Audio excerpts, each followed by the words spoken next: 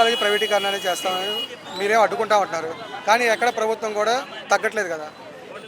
నుండి స్వతంత్ర భారతదేశం మనకు స్వతంత్రం వచ్చి 76 సంవత్సరాలైంది. అయినా కూడా మన ఆంధ్ర రాష్ట్రానికి 2300 మెడికల్ సీట్లు మాత్రమే ఉన్నాయి. కానీ గత ప్రభుత్వంలో జగన్మోహన్ రెడ్డి గారు వచ్చాక తను 17 మెడికల్ కాలేజీలు తీసుకొచ్చి వాటి ద్వారా ఇంకొక 25 మంది విద్యార్థులకు, పేద విద్యార్థులకు మెడికల్ సీట్లు ఇవ్వచ్చనే ఆలోచనతో గవర్నమెంట్ ద్వారా మెడికల్ కాలేజీలు తీసుకొచ్చారు 17. వాటిలో 5 పూర్తయినాయి, మిగతాయి నిర్మాణంలో ఉన్నాయి. ఈ క్రెడిట్ అంతా ఎక్కడ జగన్మోహన్ రెడ్డి గారికి చెందింది అనే అసూయ ద్వేషంతోనే ఈ రోజున చంద్రబాబు నాయుడు గారు ఈ మెడికల్ కాలేజీలని ప్రైవేటీకరణ చేయాలని చూస్తున్నారు. ఈ మెడికల్ కాలేజీలని ప్రైవేటీకరణ చేయడం వల్ల వాటి ద్వారా డబ్బు వస్తుంది. ఆ డబ్బుని ఈ కూటమి ప్రభుత్వం సంపద సృష్టించుకోవాలనే ఆలోచనతో ఉన్నారు. చంద్రబాబు నాయుడు గారు ఒక రోజు ఒక మీటింగ్లో ఒక మాట అన్నారు, విన్నారా? పశువులకి హాస్టల్ కడతా, షెడ్లు కడతా అని అన్నారు.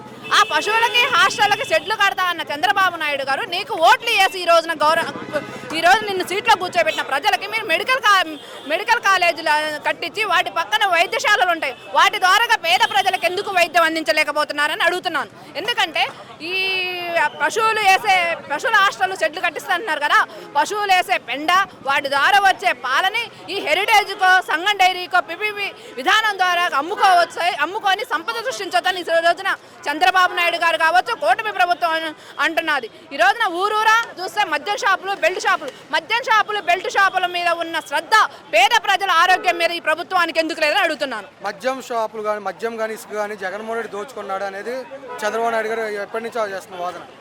లేదండి, మద్యము మేము పాలసీ జగన్మోహన్ రెడ్డి గారు మద్యం అప్పుడు గత చంద్రబాబు నాయుడు గారి పరిపాలనలో మద్యం ఏరులై పారుతుంటే జనాలు తాగి ఇంట్లో కుటుంబంలో గొడవలు పెట్టుకుంటుంటే, అలాగే జనాలు చనిపోతుంటే అది చూడలేక పాదయాత్రలో అక్క చెల్లెమ్మలు చెప్పిన దాన్ని విని అన్న జగన్మోహన్ రెడ్డి గారి ప్రభుత్వం వచ్చాక మద్యం రేట్లు పెంచి మద్యం తాగే వాళ్ళకి అందుబాటులో లేకుండా చేశాడు జగన్మోహన్ రెడ్డి గారు. కానీ ఈరోజు మద్యం మీరు ఎంతో తక్కువ రేటుకి ఇచ్చి ఇప్పుడు 20 సంవత్సరాల కుర్రాడు కూడా తాగే విధంగా మీరు ఈ రోజున మద్యం అందించి మద్యం ఏర్లై పారిస్తున్న ప్రభుత్వం ఈ కూటమి ప్రభుత్వం అంటున్నాను. కల్తీ మద్యంలో జోగి రమేష్ గారు అరెస్ట్ అయ్యారు అంటే జోగి రమేష్ గారికి దీంట్లో పాత్ర ఉందంటారా? లేదండి, మొలకలపల్లిలో టీడీపీ వాళ్ళే తయారు చేసి ఏదో జోగి రమేష్ గారి మీద ఇచ్చారు. కానీ ఇది జోగి రమేష్ గారు హస్తం లేదు, ఇది టీడీపీ ప్రభుత్వమే నడుపుతుంది.